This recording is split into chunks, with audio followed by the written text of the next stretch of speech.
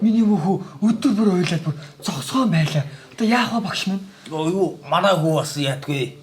Ерөөс ойлгох нь үгүй дуурахчгүй. Одоо яана. За, хоёр хүүхдийн төрсөн гаригуд нь юу вэ? 2 сарын 29 Бям гараг төрсөн. Бям гараг. Хоёр хүүхдийн нэрс нь хүндэтсэн байна. За тэгвэл багш минь одоо яах вэ? Гүй одоо яах вэ багш одоо таал нэр хайрлаж үз. Нэр хайрл. 2 сарын 29. Дашны балжнамтай өдөр. За ерөөсөө юу яа? Энэ уйлан гадна дашнам. Харин энэ унтаа гадна балжнам гэдэг нэр хайрл. Тэгээд та хоёр одоо нэрсийг нь чихэнд нь шимжих. За.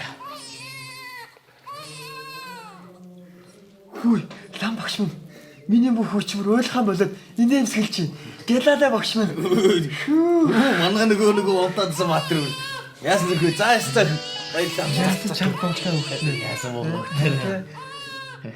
Удаа шигшгүй.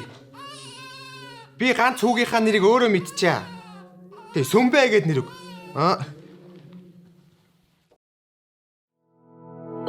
Үргэлжилтийг оройгоос